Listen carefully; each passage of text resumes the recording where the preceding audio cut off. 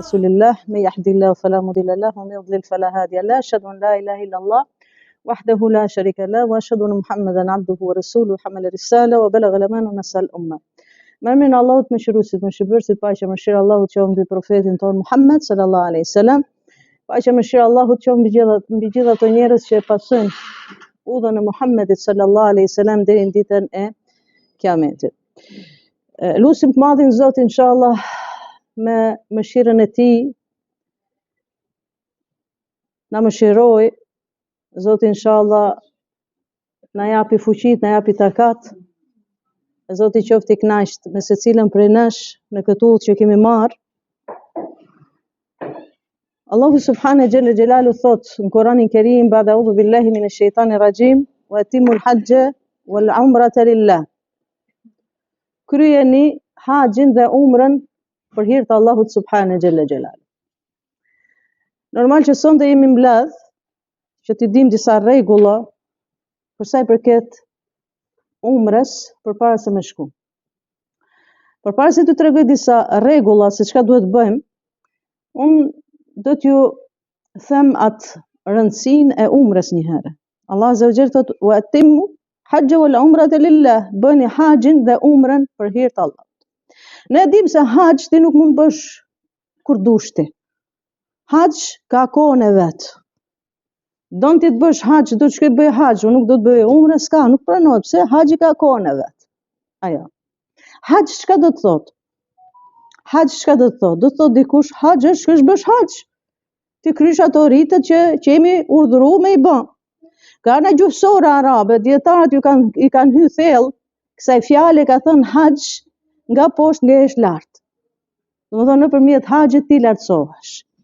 Prandaj profeti alayhi salam ka thënë, nëse njeriu me domethënien e hadithit, nëse njeriu shkon haxh dhe ruan vetin e vet, bën sabër, nuk shan, nuk ofendon, e tjerë kthehesh ashtu siç ka lind nëna jote, domethënë pa gjuna.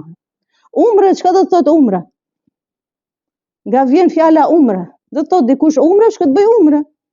Tamam, rregull është, ama umre si fjalë çka do të thotë? Unë do ta lidh me diçka.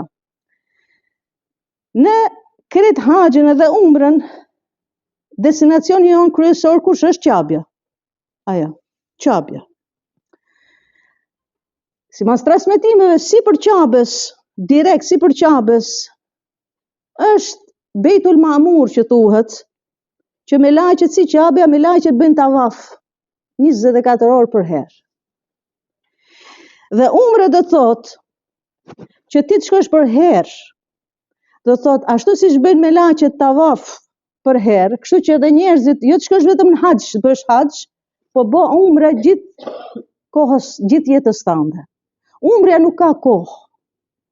Umrja nuk ka kohë. Bëje umrën kur dush. Shko kur dush. Se Zoti e ka bërë që ai vend më tri pa njerëz. Ai vend të jetë gjithmonë me besimtar. Do të thonë të jetë i gjallë, të ketë gjallëni, të ketë ibadet. Prandaj thon dietarët umra do thotë që gjithmonë ke njerëz që bëjnë tavaf, e ke njerëz që bëjnë ibadet. Wallahu ta'ala e din më së miri.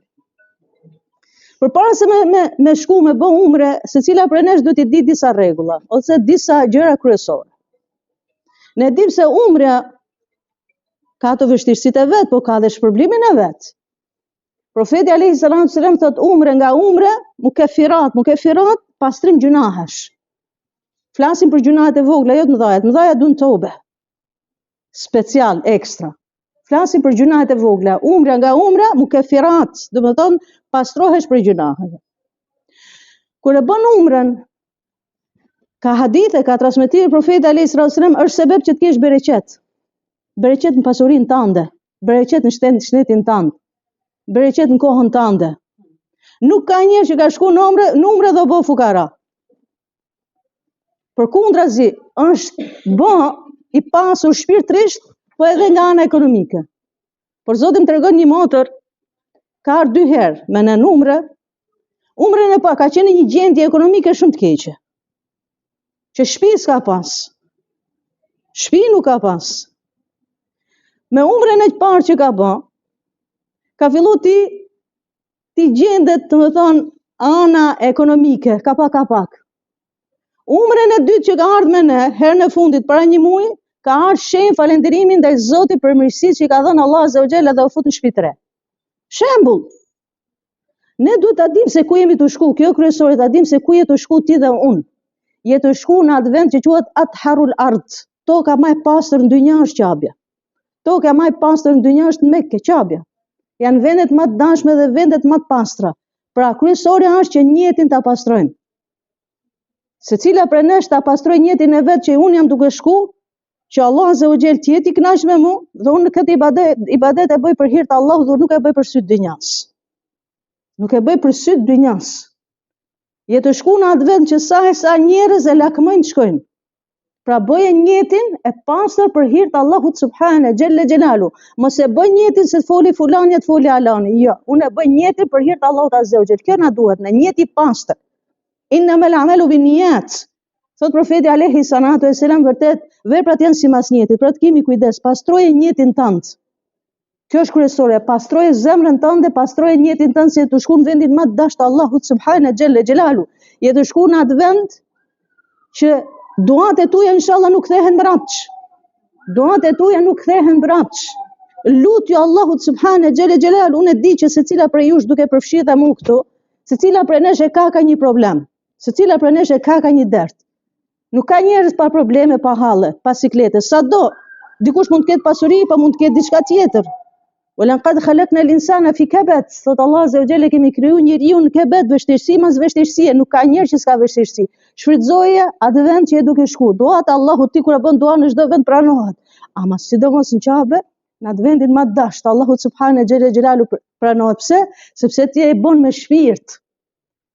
E bën me zemër duan tënde dhe një dua që bëhet me shpirt edhe me zemër bëhet kabul inshallah me lejen Allahut subhane xhelle xhelalu. Prandaj profeti alayhi salatu wasallam thot udullaha wa antum muqinun bil ijaba. Luteni Allahut dhe të jeni të bindur në përgjigjen e Allahut Azza wa Jall. Është një rast shumë interesant. Para do ditësh ndigjoja një dietar arab.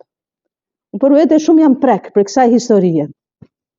Është shumë i njohshëm. Muhammed Hussein e ka emrin, është egjiptian dhe ka shkuar në Medinë.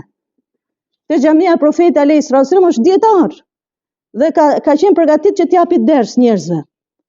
Kur jam mbledh njerëzit, është ngret një prej xhamatit dhe i ka shkuar afër, ka thonë, "O sheh, se kështu i thon hoxhës, o sheh, o hoxh, prit. Mos e fillo dersin. Ta tregoj historinë time, pastaj historinë time tregoj